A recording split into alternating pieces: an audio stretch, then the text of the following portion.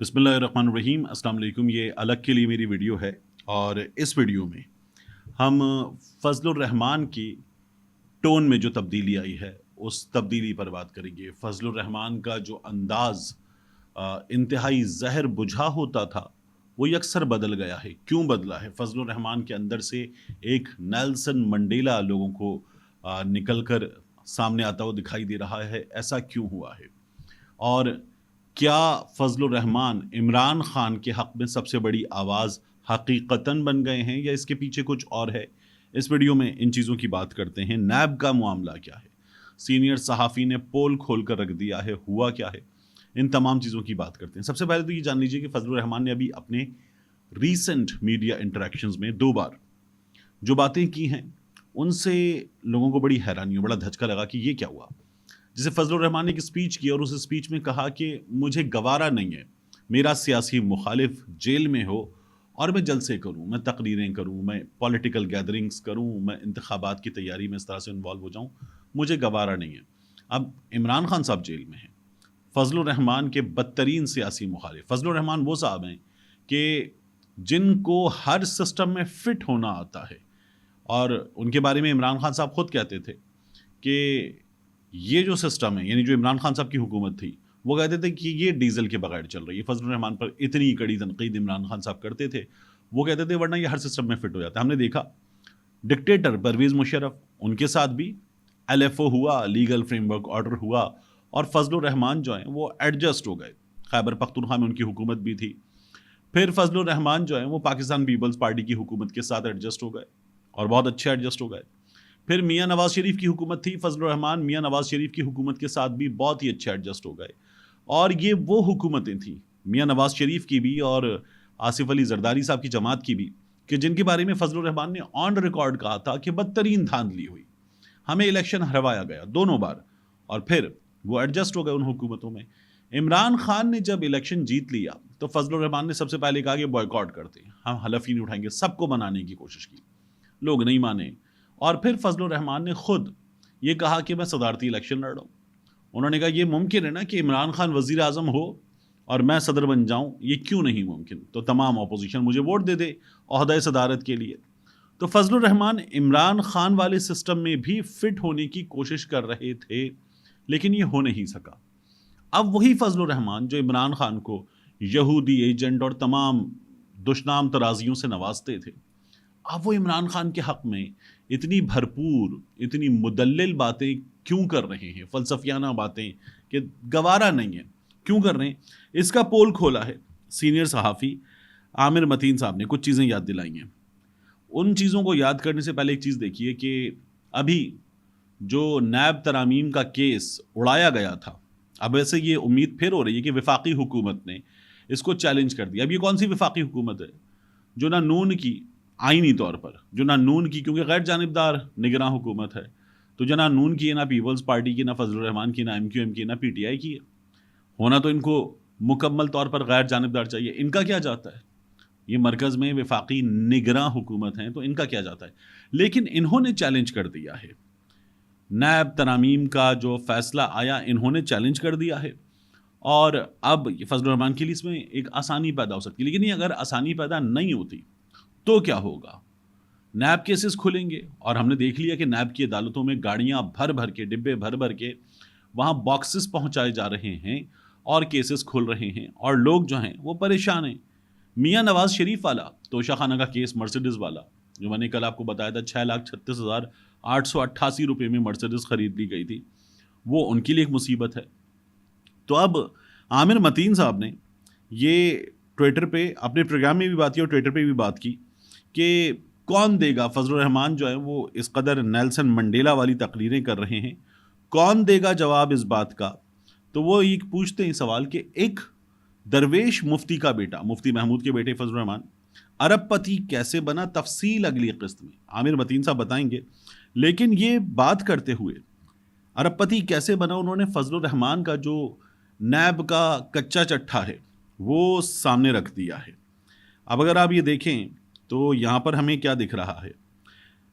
Allegations under नैब ordinance, national accountability ordinance, तो 1999 اس کے تحت subject Fazal Rahman is alleged to have acquired following assets. اب ان میں کیا کیا لکھا ہوا ہے؟ بنگلوز فار ہز بردرز آن بنو روڈ، یہ ایک زائد بنگلے ہیں. بی شوگر مل، اب شوگر مل اربوں کی چیز ہوتی ہے، شوگر ملز والے کھرب پتی ہوتے ہیں. Sugar mill. 300 کنال agricultural land. He is alleged to have transferred agricultural land situated at Mozaratti Kolachi owned by government in his own name. تو جو سرکاری زمین ہے وہ بھی فضل الرحمان نے اپنے نام کر لی. پھر نیب نے یہ جو الیگیشنز ہیں ان کے بعد فائنڈنگز لکھی ہیں. نیب کرتا یہ ہے کہ مختلف محکموں کو، لوگوں کو لکھتا ہے کہ ہم اس بندے کے خلاف، یہ سبجیکٹ ہے، اس بندے کے خلاف ہم تحقیقات کر رہے ہیں، اب آپ ہمیں معلومات دیجئے. مختلف محکموں سے کلیکٹ کر کے بیوروکریسی کو، ان کے سربراہان کو مختلف مقامات پر لکھتا ہے. تو نیب کی فائنڈنگز کیا ہیں؟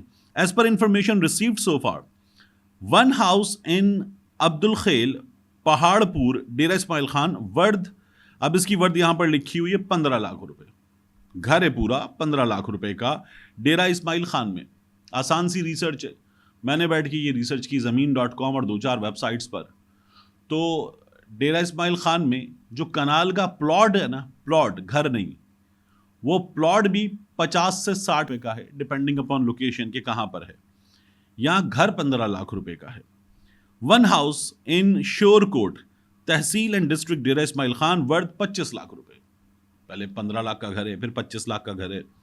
5 kanal plot adjacent to above mentioned house, اس گھر کے بالکل سامنے 5 کنال کا پلاٹ ہے. Tehsil and district Dera Ismail Khan worth 70 lakh. 5 kanal کا plot 70 lakh.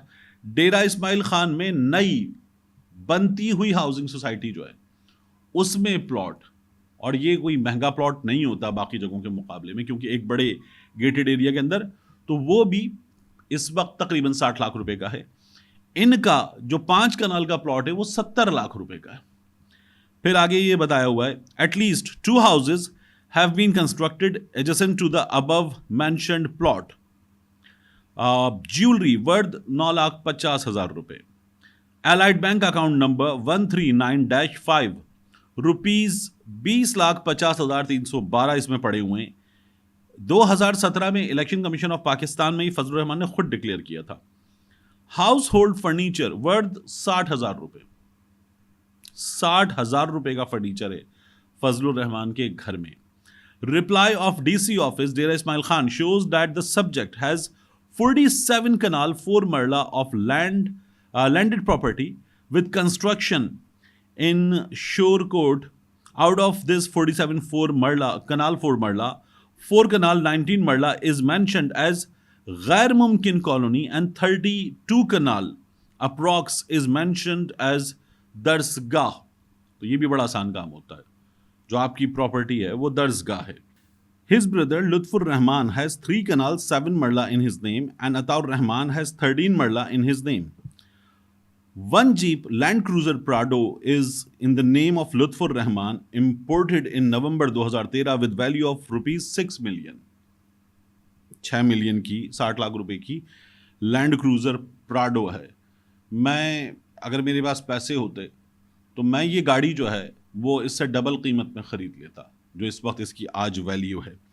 Finally the inquiry was declared in referral to GHQ in EBM communicated wide letter dated 9 October 2017. Previously, instant CV was presented in RBM on 23rd July 2020, wherein it was recommended to forward the case to NAB headquarters for authorization of inquiry. Consequently, competent authority has directed to put some more efforts to launch further benami assets. اب اس کے بعد نیچے لکھا ہوا ہے assets held in name of فضل الرحمان. فضل الرحمان کے اپنے نام پر کیا کچھ ہے. 2 houses and 1 plot in ڈیرہ اسماعیل خان. اب یہی پلاٹ 60 لاکھ روپے کا اگر یہ کنال کا بھی ہو تو کنال کے حساب سے، اور 2 گھر ہیں.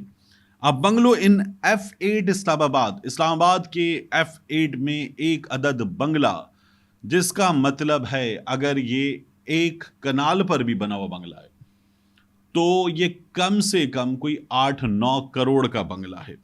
Flats and shops at Peshawar, Karachi and Quetta, 3 شہروں میں اپارٹمنٹس ہیں اور شاپس ہیں فضل الرحمان کے نام پر. 1 house and 5 acre 40 kanal land at Paniala, Dera Ismail Khan.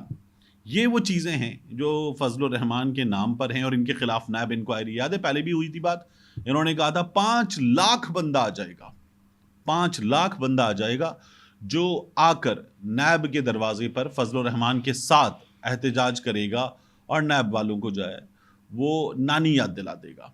یہ کہا گیا تھا. اب ایک بار پھر فضل الرحمان صاحب کی جو ٹون بدلی ہے, بدلے بدلے سے میرے سرکار نظر آتے ہیں, اس کے پیچھے عامر متین صاحب کہتے ہیں کہ یہ چیزیں ہیں, ان کی وجہ سے فضل الرحمان کی ٹون بدلی ہے کہ اگر میرے ساتھ یہ سب کچھ ہوگا تو پھر جو سب سے بڑا اس وقت سیاست میں مصیبت بنا ہوا فیکٹر ہے, میں تو اس کے حق میں بات کرنا شروع کر دوں گا. ملتے ہیں انشاءاللہ آپ سے اگلی ویڈیو میں.